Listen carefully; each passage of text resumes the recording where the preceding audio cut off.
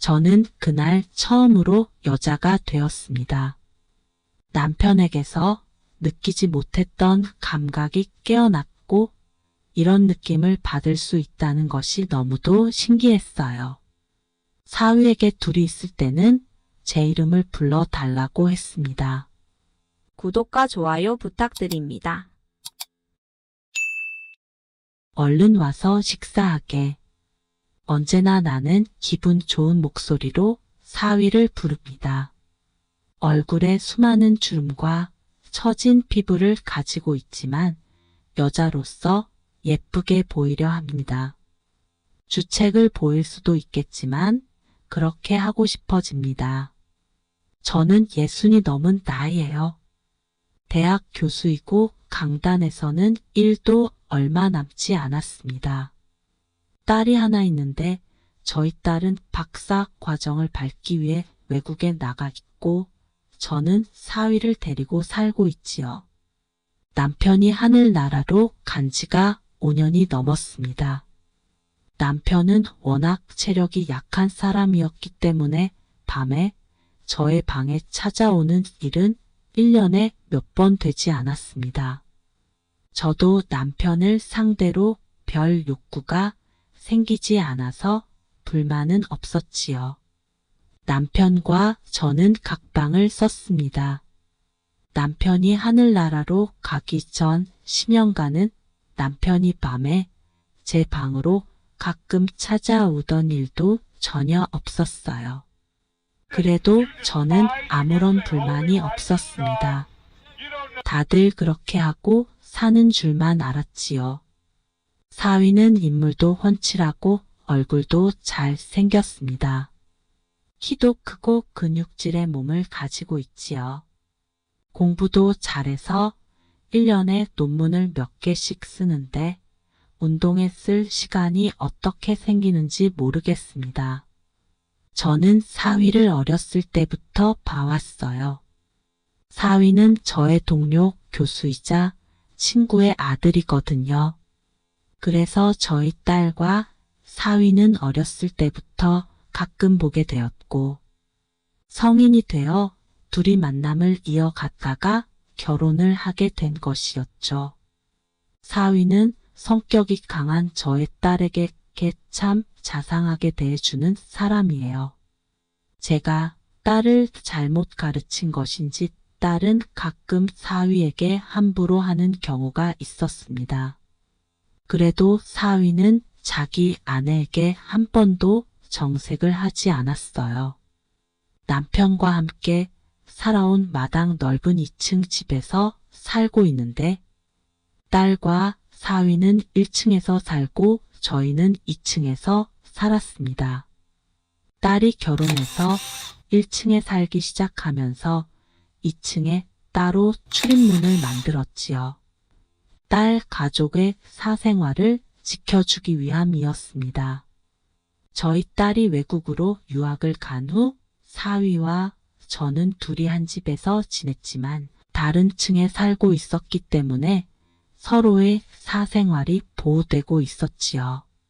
그렇게 지내던 중 몇 달 전에 일이 터져버렸습니다. 학교에서 강의를 마친 저는 연구실에서 학생들 성적 정리를 하고 있는 중이었는데 고등학교 동창에게 전화가 오더군요. 가끔 동창회에서 보던 친구였는데 제가 50이 넘은 후에는 동창회에 잘 나가지 못해서 그 친구를 거의 10년간 못 보고 지냈습니다. 그 친구는 저희 집과 멀지 않은 곳에서 식당을 운영하고 있는 친구였어요. 그 친구는 저녁을 함께 하자고 해서 만나게 되었습니다.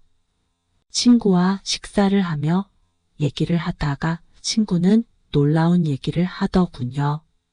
머뭇거리다 꺼낸 친구의 말은 정말 놀라웠습니다. 그 친구 말이 저의 사위가 바람이 난 것 같다는 것이었어요. 친구는 자기가 운영하는 식당 근처 모텔의 사위가 들어가는 것을 봤다고 하더군요. 모텔에? 저는 질문을 던졌고 친구는 자기가 봤던 것을 저에게 증언해 주었습니다. 사위가 어떤 여자와 오후에 그 모텔에 들어갔다가 저녁 무렵이 되어서야 나오더랍니다. 저는 심장이 철렁 내려앉았지만 침착하려고 노력했어요. 저는 친구에게 이 얘기는 비밀로 해달라고 부탁했습니다. 친구는 내가 비밀로 하려고 너랑 만나자고 한 거잖아. 모르겠니? 이렇게 말하길래 저는 안심했지만 친구와 헤어지고 집에 돌아와 한참을 멍하게 있었습니다. 내 딸에게 그렇게 자상하게 대해주는 사위가 불륜을? 하긴 그 젊은 나이의 와이프와 떨어져 살고 있으니 넘치는 힘을 주체할 수 없었을지도 모르지. 이런 생각도 들었고 한편으로는 친구가 잘못 본 것이었으면 좋겠다는 생각도 들었습니다. 한동안 저의 사위를 살펴보았지만 사위는 불륜을 저지를 사람 같지 않았어요. 시간이 지날수록 마음이 복잡해지고 그가 다른 여자를 안고 있는 모습이 그려지면 너무도 화가 났고 또 한편으로는 누군가가 이 사실을 알게 될 것이 두려웠습니다. 그리고 또 한편으로는 사위의 멋진 근육질의 몸매가 떠올라 얼굴이 달아오르기도 했지요. 며칠 후에 저는 친구의 식당으로 갔습니다. 마침 그 모텔 주인과 저의 친구가 친하게 지내는 사이라고 해서 저는 모텔 주인에서 사정을 설명하고 그 모텔에 들어갔어요. 그곳에는 생각보다 방이 많더군요. 모텔 주인 얘기를 들어보니 낮에 오는 손님이 엄청 많다는 것이었습니다. 저는 친구에게 확실하게 내 사위를 본 것이 맞냐고 또 물어봤고 내가 내 잘생긴 사위의 얼굴도 모르겠니? 이 말에 저는 또 심장이 떨려왔습니다. 친구는 모텔 주인에게 부탁해서 제가 사위의 불륜 현장을 확인할 수 있도록 도와달라고 하더군요. 모텔 주인은 알겠다고 했습니다. 모텔 주인이 CCTV를 확인해 주겠다는 말을 했고 저는 집으로 돌아왔어요. 이틀 후에 모텔 주인에게 전화가 왔습니다. 저는 한달음에 그 모텔로 달려갔고 사위가 중년의 여자와 그 모텔에 출입한 영상을 확인했지요. 저는 이 일을 어찌해야 할지 몰라 손발이 떨렸습니다. 그날 저녁에 저는 영화배우처럼 잘생긴 사위와 마주 앉아 저녁을 먹으며 사위의 얼굴을 물끄러미 바라보았습니다. 사위는 저의 시선을 약간 부담스러워하는 것 같았어요. 저는 사위에게 단도직입적으로 물어봤습니다. 혹시 자네 모텔에 간 적이 있나? 저의 물음에 사위는 당황한 표정을 지을 뿐 대답을 못하더군요. 괜찮네. 나에게만 말해보게. 사위는 순순히 고개를 끄덕였습니다. 저는 배신감에 몸이 떨렸지만 애써 침착함을 유지하며 다시 말했어요. 자네와 함께 그 모텔에 들어간 여자는 나이가 많아 보이던데? 이렇게 말했더니 사위는 고개를 푹 숙였습니다. 저는 사위에게 시간이 필요하다고 생각해서 아무 말도 하지 않고 기다리고 있었어요. 사위는 한참 후에 고개를 들고 놀라운 얘기를 했습니다. 그는 어렸을 때부터 자기의 엄마만큼 나이가 많은 여자에 대한 환상이 있었다고 합니다. 자기 엄마의 친구들 중에서 가장 아름다운 여인이 바로 저였다 하더군요. 그래서 저의 딸과 결혼한 것 같다는 말도 했습니다. 저는 너무 놀라웠죠. 그리고 저의 사위는 더 놀라운 말을 했습니다. 그런 환상 때문에 저와 닮은 중년의 여자를 만나게 되었고 그녀와 모텔을 드나들었다는 것이었습니다. 저는 저희 사위에게 사과를 했어요. 저도 모르게 미안하다는 말이 나오더군요. 자네가 그렇게 힘든 줄 몰랐다고. 혈기왕성한 시기에 그런 생각이 들 수도 있다고 나는 자네를 이해할 수 있다고 말해 주었습니다. 사위는 저에게 놀라운 제안을 하더군요. 그 여자를 다시는 안 만날 테니 제가 자신의 애인이 되어 줄 수 있냐는 것이었습니다. 저는 너무 부끄러워서 얼굴이 달아오르는 게 느껴졌어요. 장모님도 그동안 많이 외로웠나요? 그의 말에 저도 모르게 눈물이 흘렀습니다. 맞아요. 저는 많이 외로웠습니다. 남편과 결혼 생활을 하면서 남편에게 여자로서 사랑을 받아본 적이 별로 없었습니다. 아내로서, 엄마로서, 교수로서 살아온 것이 제 인생의 전부였습니다. 여자로서 사랑을 받아본 적이 없었고 그런 것이 인생에서 중요한 것은 아니라고 믿고 살아왔습니다. 그는 저에게 그것이 서로를 위한 길이라면 남들이 모르면 그만이에요. 이렇게 말했습니다. 그리고 사위는 울고 있는 저의 손을 잡아 주었습니다. 저는 고개를 들어 사위와 눈을 마주치고 고개를 끄덕였어요. 저는 사위의 손을 잡고 제 방으로 데리고 갔습니다. 우리는 사랑을 나누었어요.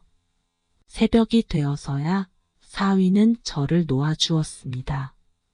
저는 숨을 고르며 사위에게 말했습니다.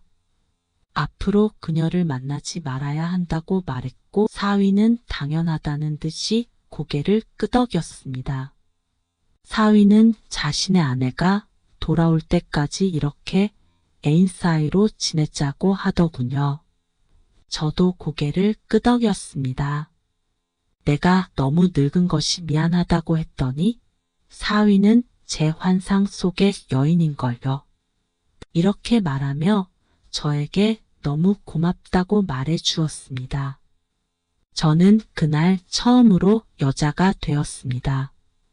남편에게는 느끼지 못했던 감각이 깨어났고 이런 느낌을 받을 수 있다는 것이 너무도 신기했어요. 사위에게 둘이 있을 때는 제 이름을 불러달라고 했습니다. 하지만 사위는 싫다고 하더군요. 자기는 꼭 저에게 엄마라고 부를 것이라고 말하는 것이었습니다. 그리고 사위는 제가 그를 아들이라고 불러줬으면 한다는 것이었습니다. 자기의 이름을 부르지 말고 꼭 아들이라고 불러달라길래 저는 또 말없이 고개를 끄덕였습니다.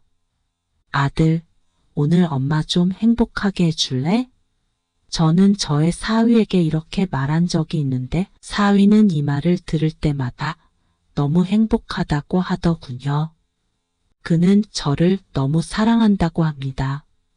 너무 소중하다고 합니다. 집에 있을 때 사위는 저와 꼭 붙어 있습니다. 그는 제가 화장실에 가도 따라오고 샤워를 할 때도 옆에서 저를 지켜줍니다. 큰 볼일을 볼 때도 사위는 옆에 있습니다. 처음에는 너무 부끄러웠지만 차차 익숙해지더라고요. 그 부끄러움은 또 다른 설레임으로 변하기도 합니다. 저희는 젊은 커플처럼 지내고 있습니다. 너무 부끄럽지만 사위가 시키는 것은 모두 해주며 지내고 있지요. 사위는 제가 부끄러워하는 모습이 너무도 사랑스럽다고 합니다. 다 늙어서 이게 무슨 짓인지 이런 생각이 들 때도 있지만 그런 생각은 머릿속 한 구석에 놓아 두려고 합니다. 한 번은 사위에게 저의 딸이 돌아오면 어떻게 할 것이냐고 물었어요. 저는 그에게 그 질문을 할 때 너무도 떨렸습니다. 혹시라도 그의 입에서 저와의 관계를 끝낼 것이라는 말이 나올까 봐 두려웠던 것이지요. 사위는 평생 우리 관계를 유지하자고 하더군요. 저는 너무도 행복합니다. 딸에게 미안한 마음도 들었어요. 하지만 사위가 바람을 피우다가 딸의 가정이 파탄나는 것을 제가 막았다고 생각하고 있어요. 남들이 이 사실을 알게 된다면 저를 욕하고 저와 사위는 사회에서 매장이 되겠지요. 하지만 사위는 멈추지 않을 것 같습니다. 저도 마찬가지이고요. 이야기가 재미있으셨나요? 또 재미난 영상이 궁금하시면 구독과 좋아요 부탁드립니다. 감사합니다. 오늘도 웃으며 힘차게 건강하고 행복한 하루 보내세요.